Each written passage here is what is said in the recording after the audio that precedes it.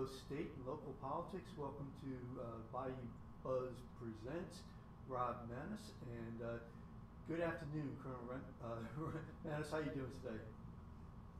I'm doing great. How are you, Steve? Thanks for having me. Well, thank you so much. I appreciate it. I know there's so much going on right now. I'm working on some of the technology as we talk.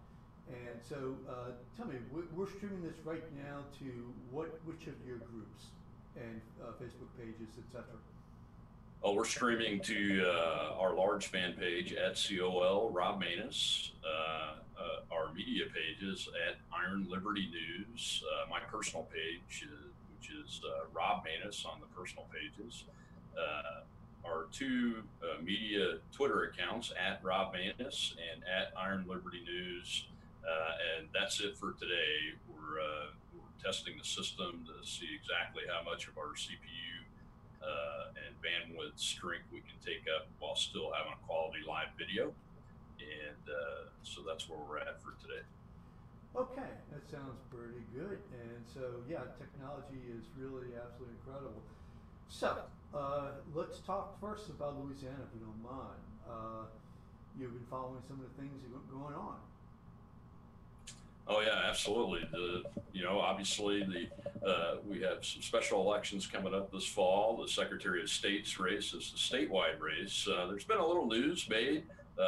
Former State Senator A.G. Crow, I think the leading conservative in the race from what I can see so far. Of course, I haven't seen that much polling, almost none at all, as a matter of fact. He's already contacted the State Attorney General Jeff Landry and the legislative auditors, the Louisiana Auditing Agency, to take a look at the Secretary of State's contract award system because there was a lot of questions with their contracting award for the new voting machines and software and those kind of things that just occurred. I think last week is when it did. There were questions that brought up on the fairness of that selection. That appears that the preferred bidder of the Secretary of State's office did actually, in fact, win the bid. And Mr. Crow said that he had sent a letter to the AG and the audit agency to stall that and review that bid process to make sure it was fair. That's important because obviously all of the secretaries of state around the nation are trying to get as good of a system as they can in place to prevent any cyber attacks from like the Russians or the Chinese and any more of that kind of meddling, not to mention any other folks that would want to disrupt our election process here and to prevent voter fraud, obviously. So it's very important that answer gets presented quickly so that we can settle this matter before the elections. It's my understanding that several of the candidates, including Mr. Crow, have asked that it be stalled until after the elections. I need to take a look at it a little bit more and see what the current Secretary of State's position is. I think he's opposed to their positions from what I've read so far today, but more will come out on that, I think, tomorrow and in the coming days on whether they're going to actually cease the bid process and the contract process and wait till after the election or whether they'll move forward. So things are starting to heat up. The candidates, the leading funding candidate, I think, is Julie Stokes, has several $100,000 in her account, and all the rest of the folks that I'm aware of. I think there's up to 9 candidates now in this race. You better have really high name recognition and the ability to raise $400,000 or $500,000 before the race is over if you really want to be competitive. I know Stokes is there and competitive, but it looks like Crow is competitive, and a couple others that are coming up from behind. Okay, I'm just checking the technology right now, and I do see that we're on your Colonel Rob Maness retired page, but I don't see you on your other page. So I do see that Glenn Hoover and Kathy Tripp are saying hi, and so say hi back. And but I don't see it on your timeline. So you may just want to check on that. So if anybody has a question, anybody wants to make a comment about anything that we're talking about, please go ahead and do so. Again, and if you're watching, please go ahead and like this on Facebook, share it with your friends, would love to get as big of an audience as possible. So, do you, just out of curiosity, do you see it on your timeline? Yeah, I've looked at all of our broadcast Okay. channels, and they're all broadcasting effectively. Great, great. Okay. So, we'll have to see. It may just be. Would you check to see if you got the public globe there on your timeline? Because I'm not so sure that it's public.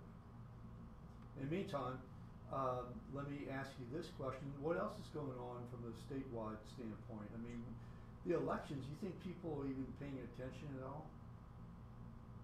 Well, it looks like there is a special election in Slidell in District 90, House District 90 at the state level, and it is in fact starting to heat up. Also, we're hearing rumors, but right out of the gate, one of the candidates, he's a pastor, a local pastor that's been in the area for a while, but has just moved into the district not too long ago. His residency was challenged.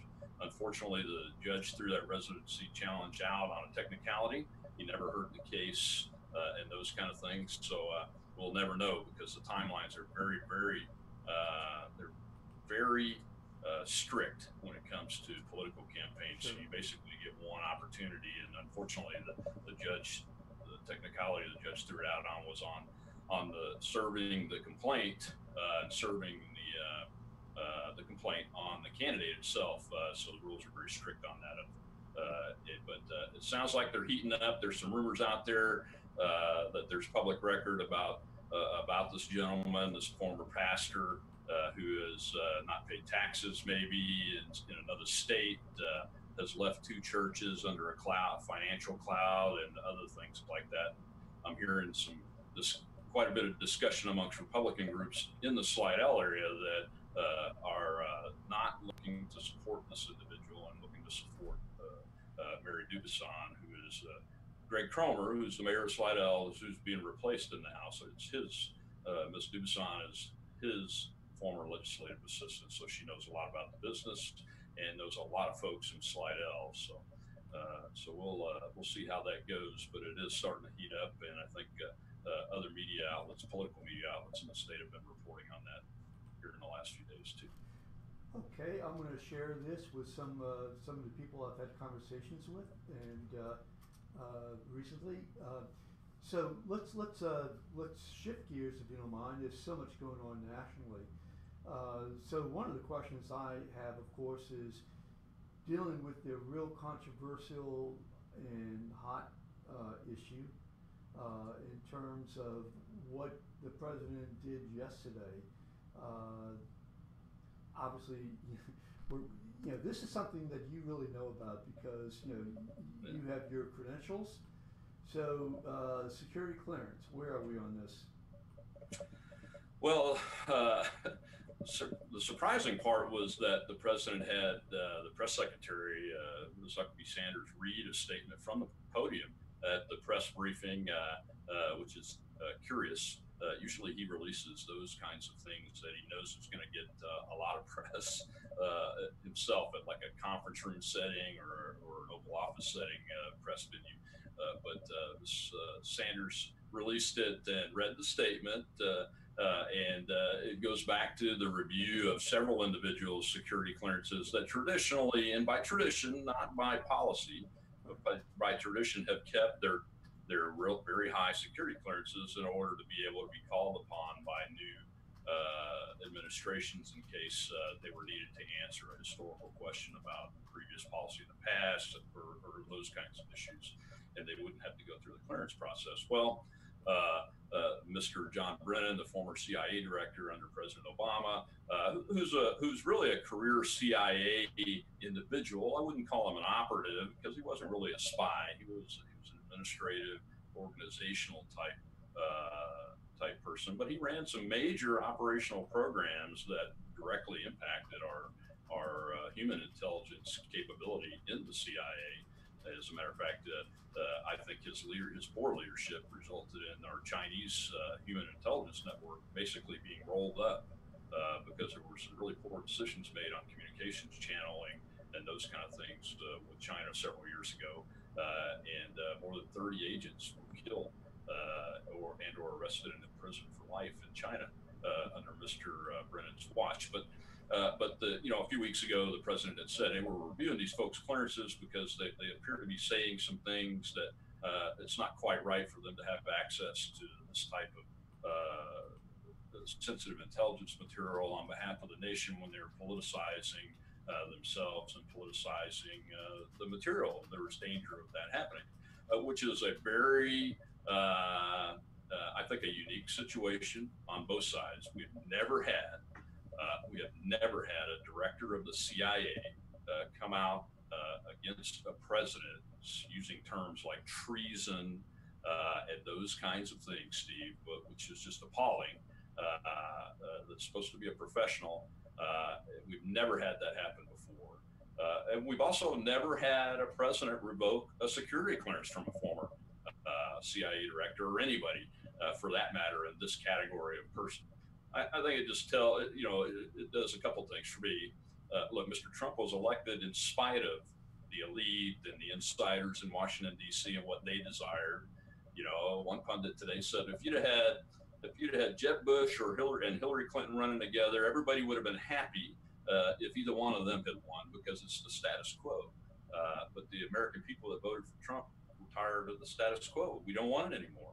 And I think this situation is part of that issue. But security clearance wise, for that matter, he had already had his access revoked.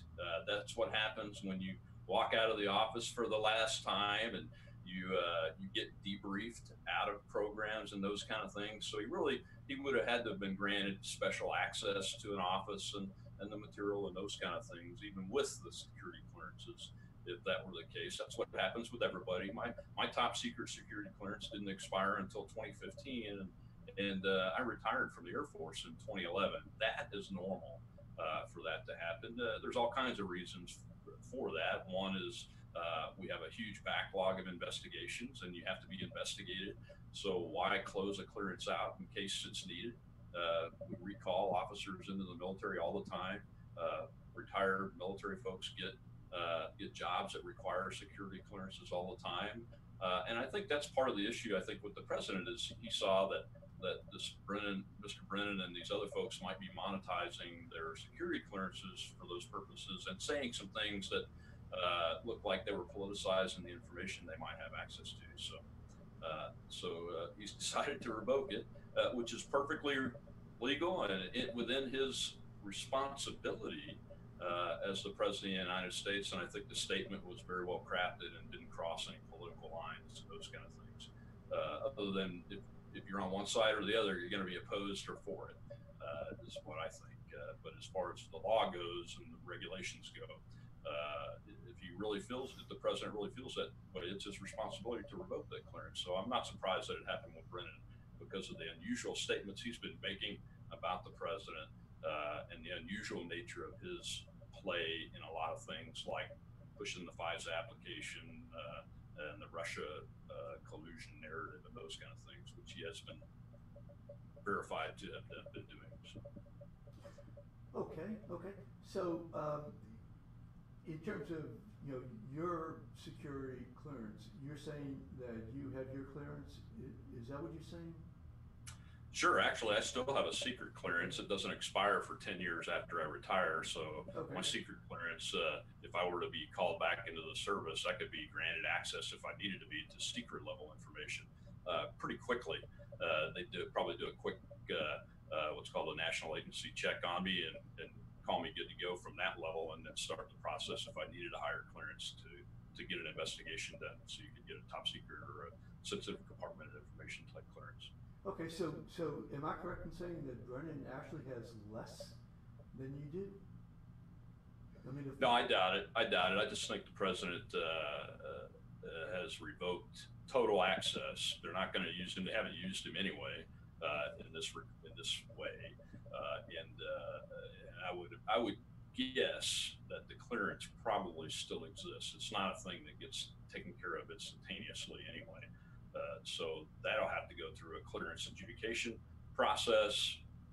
and take a look at it. He has an opportunity to appeal it if he needs the clearance for some reason. And there's all kinds of valid reasons that he could be needing the clearance and the type of work that he might be doing in the civilian world.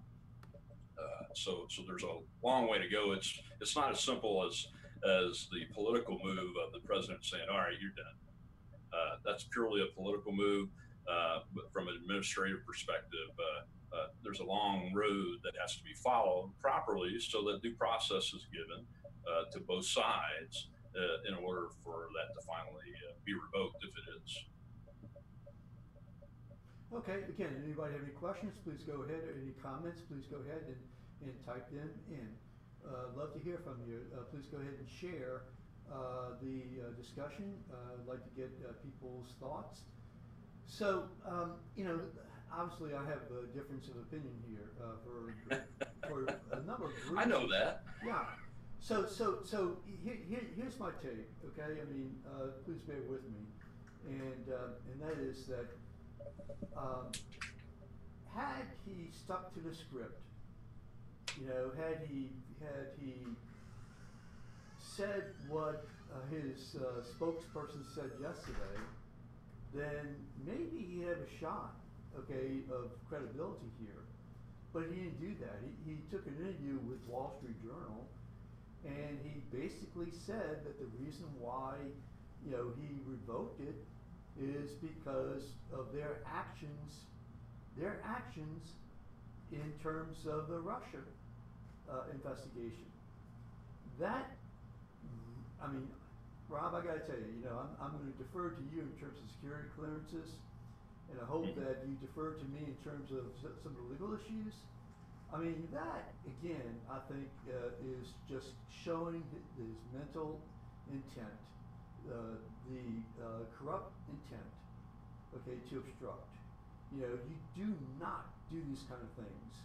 If a policeman is investigating you, you don't fire the policeman and say, "Hey, I fired a policeman because he was investigating me." These are things that you don't do. And let me just say one other thing. Yeah, he called. What he said was that Trump was doing things no less than treasonous. Okay, but that's very, very harsh. No question about that. But let's look to see exactly what happened. Here's Trump in front of Putin, in front of the rest of the world, and he's saying and Trump is saying, to the rest of the world, and to Putin, yeah, hey, look, I believe you, but I don't believe the intelligence. I don't believe my intelligence. In essence, is what was happening.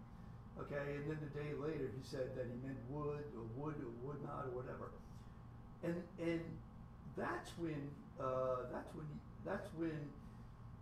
the statement about treason was made. And I got to tell you, I mean,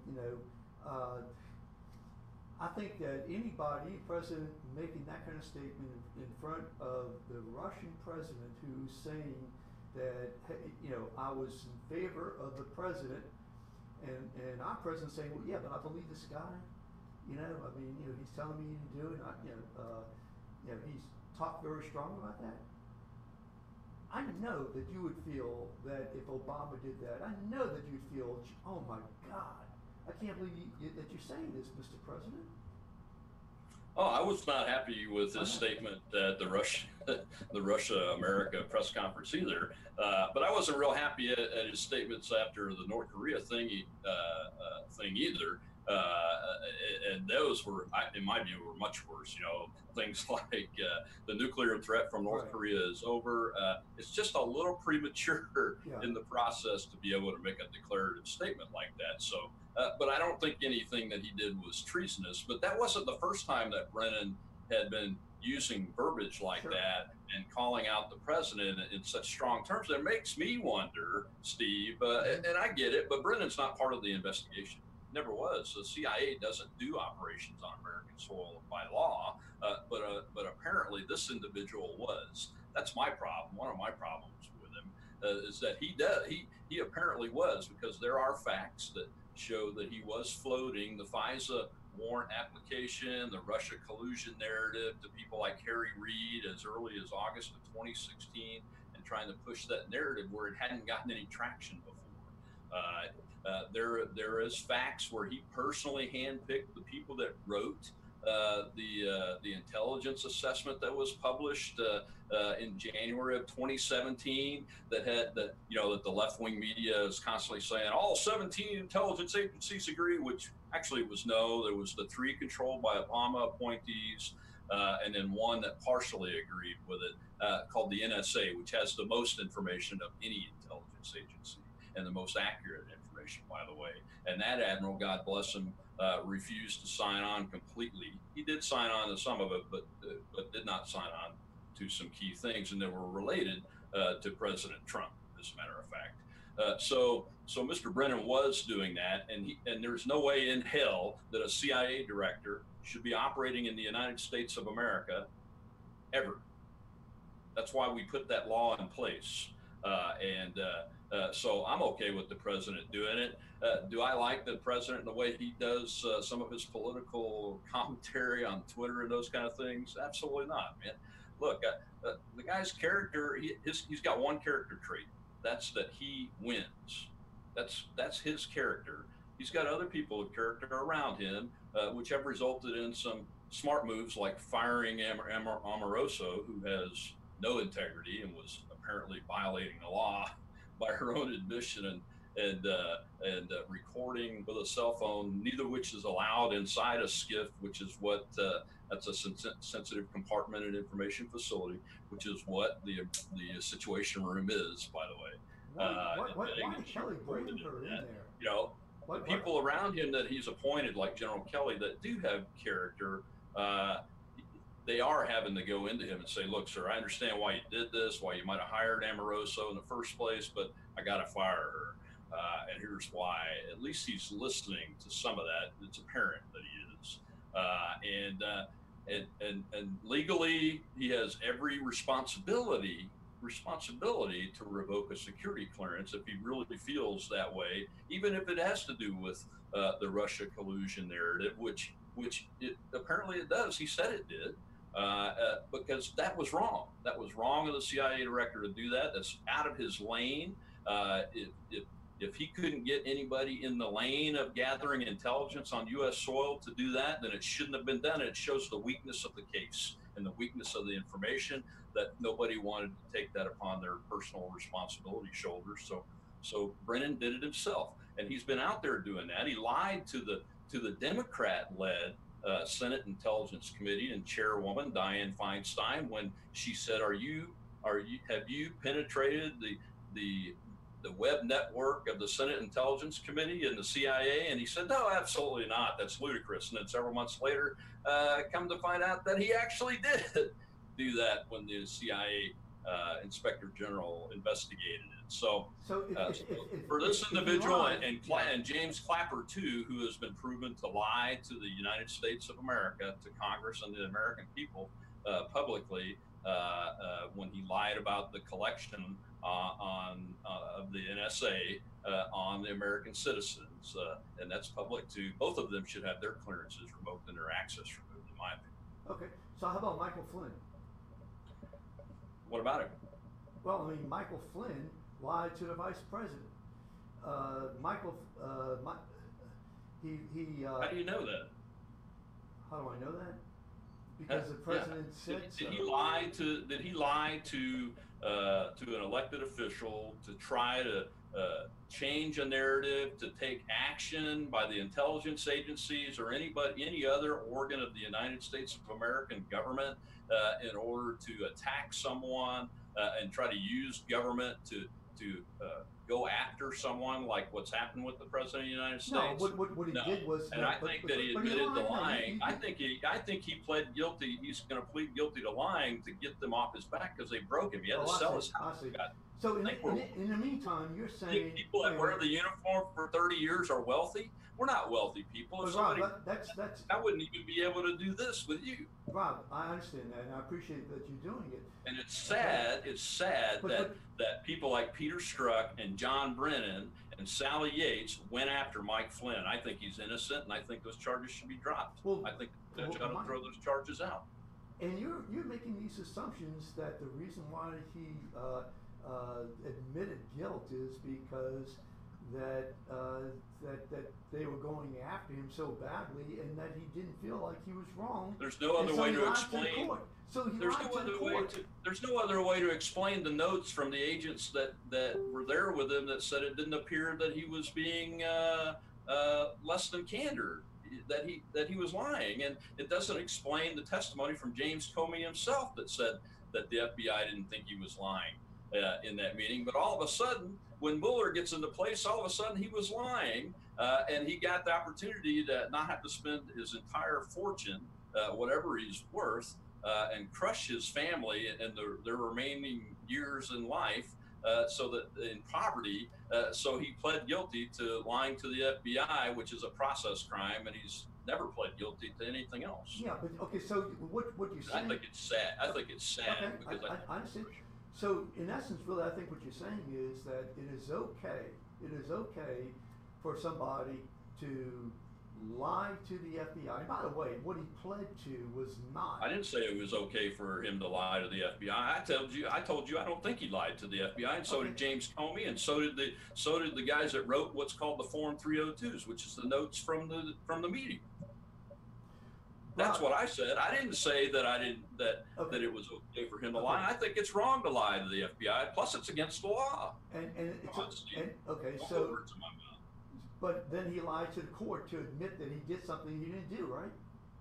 Yeah. It's apparently that's what he's doing. That's what I think he's doing. Okay. I think this judge ought to throw it out, because the other judge was on the vice president. The other judge that all of a sudden recused. Remember the other judge that recused himself mysteriously from Mr. Flynn's court? He was on the FISA court that approved the FISA application that used the fake dossier, or the unverified dossier on Donald Trump, that goes all the way back to Brennan and Simpson and GPS and the Russians. That's where the information came from, Russians, and the Clinton campaign and the DNC is where the money came from to pay Simpson and the attorney's firm and those kind of things. So it's a mess, Steve. It's a mess, but Mr. Brennan losing his security clearance doesn't bother the professionals that are watching this fiasco one iota, because he deserved it. Okay, I understand that. To me, I think that when the President of the United States is being investigated, and he says that he's getting rid of somebody because that person was part of the investigation, and he didn't, to my knowledge, he didn't say anything. Who did he get rid of?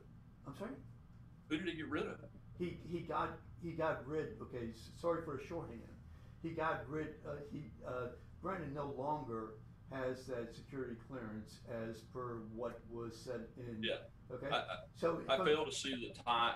I understand the tie you're trying to make to the president, but there really isn't one. It is what the president said. It's what the president said. I mean, that's a. I mean. Well, no. I mean, Mr. Brennan did, and it's factual that he did float the dossier and the Russia collusion story and those kind of things until it got traction. That's what he was doing. It was one of his roles, and he personally picked Peter Strzok to write the FBI's part of the intelligence assessment that Russia was meddling in our elections. So that I had questions about that assessment already, and that just made it absolutely not credible in my mind. For the most part, I would have for that to be credible, I would have to see the actual intelligence and the analysis. When he took this action, I mean, he didn't, as I understand, he didn't even talk to his intelligence people. Certainly Coates didn't know about it, as I understand. I mean, why would he? It's a security clearance action. It's fairly low level. Well, I mean, he's in charge of national security, isn't he? No, the president's actually in charge of national security. He's in charge of intelligence under the president. Sure, but it's a security clearance. I wouldn't bother Dan Coates with that. If I were the president of the United States, I'd just revoke it. Did he ask anybody else, you know? I don't know. Okay. I don't know. I don't have any awareness of that. Yeah. But obviously, a few weeks ago they announced from the podium that it was under review. So he's had a team reviewing this. It's not like Donald Trump woke up last night and said, "All right, we're going to go ahead and do it," or the day before yesterday. Yeah. They said they were going to review it and look at their actions. And this thing about floating the dossier was one of the actions that they found. to be factual. So if he said that, I'm not surprised that he said that. I mean, Trump's a very open communicator to a fault. You would agree with that, I think. Well, But I don't. There's no way you can connect this to some type of obstruction of justice. absolutely, absolutely. Because it doesn't matter to Sure. that. Brennan's not involved in the investigation. He could be called in. He could speak his mind today. No. He did speak his mind when the president announced it. He tweeted it out. I mean, his freedom of speech is not under attack. The whole fiasco about the president of the United States trying to remove or attack freedom of speech for this group of individuals is ludicrous. They haven't stopped, and they're saying some of the really, from a professional perspective, some of the really off things that I've ever seen, and I was in government service for over 30 years, and I've never seen this type of behavior from folks, whether in or out of the intelligence community, quite honestly, and it's really disturbing. Yeah, listen, I understand that, but look at it from the other standpoint, if you don't mind, okay? And that is that that some people, including myself, believe that some really strange things are going on with this president in Russia. Okay, now I know you and I debated in terms of his actions versus his words.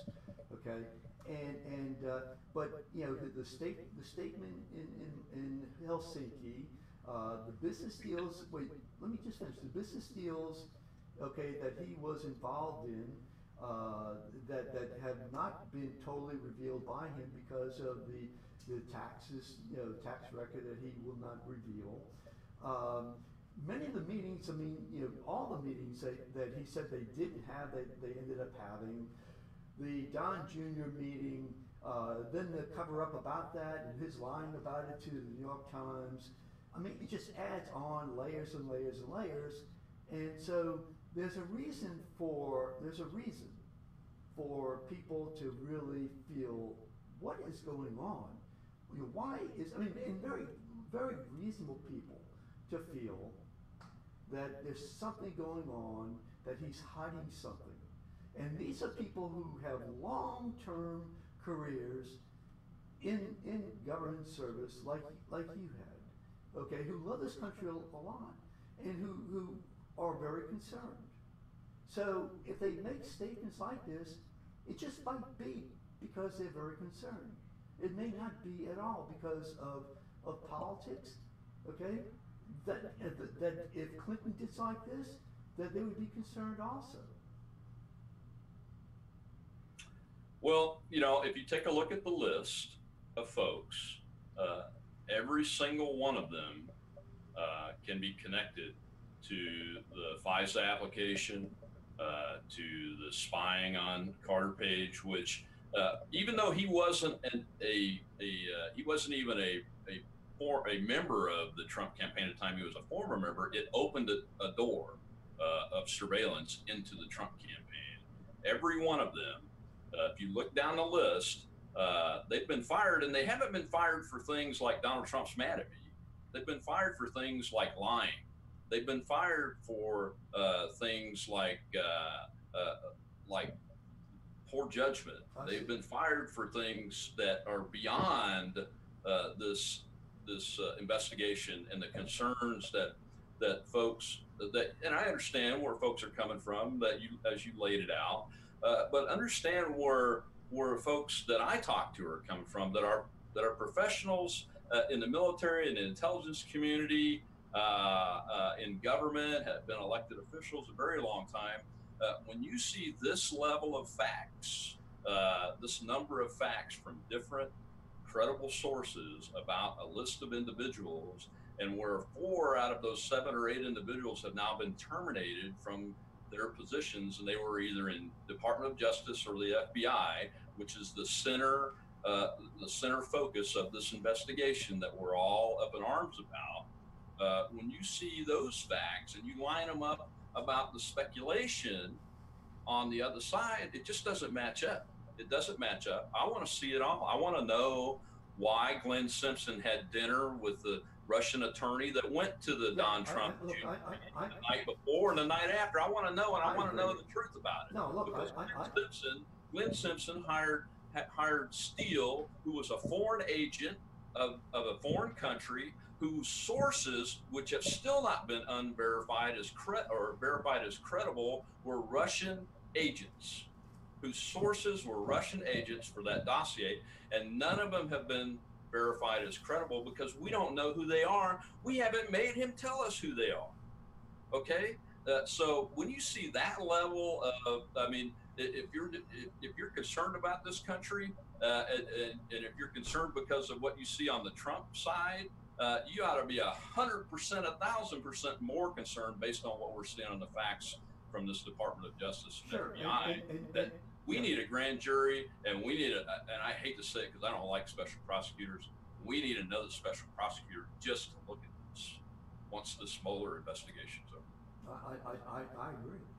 Because that makes what Trump, most of the stuff that people are upset at Trump about occurred before he was in government. Okay, all of this occurred with your government. Republicans and Democrats are on that list, by the way. Okay, a couple of reporters in the White House tried to say it was all Democrats, and that's not true. That's another piece of fake news coming out of Washington, D.C. in the media.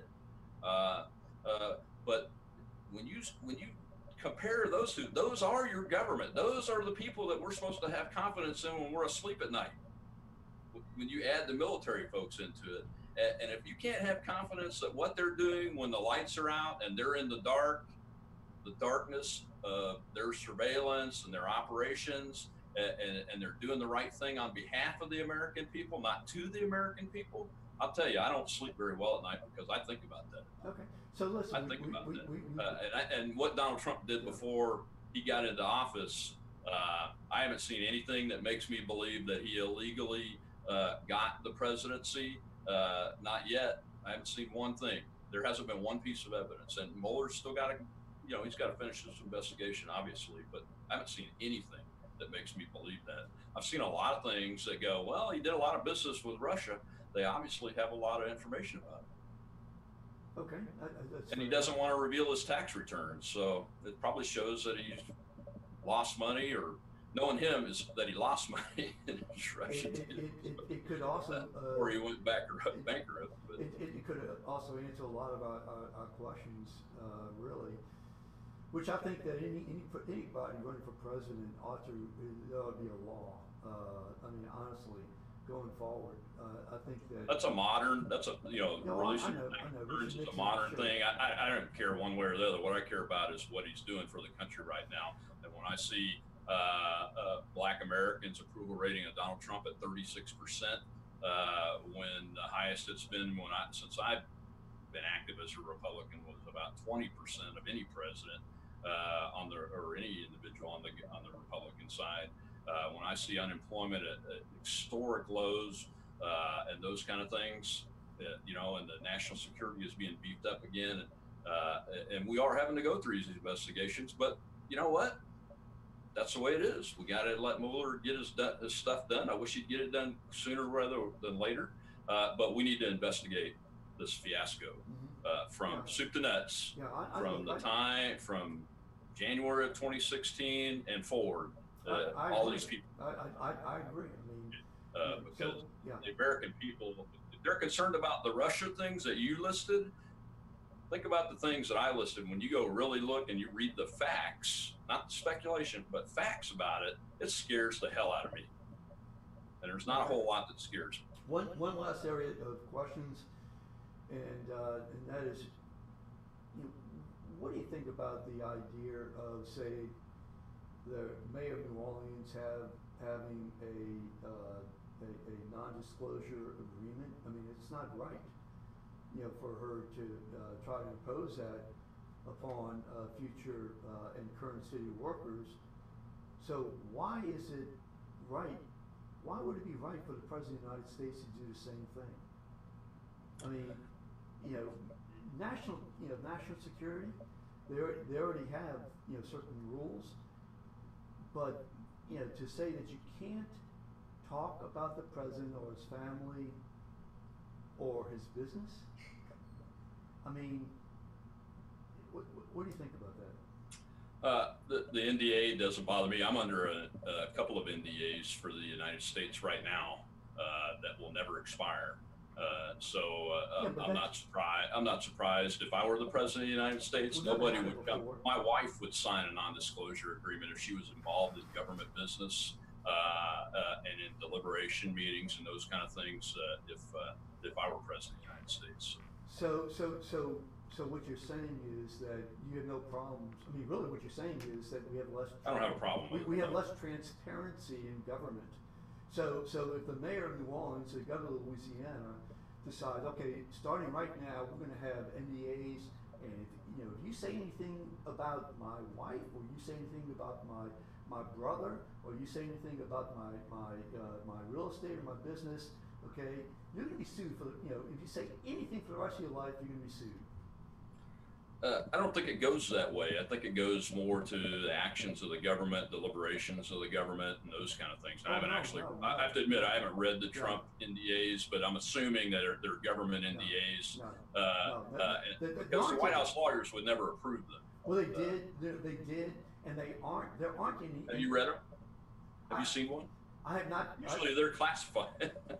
I have read the information about it, and I've heard what was said about it. Okay, so from that standpoint, okay, I feel absolutely certain that they were outside of the scope of national security and within the scope of Trump's business, which unfortunately he did not divest.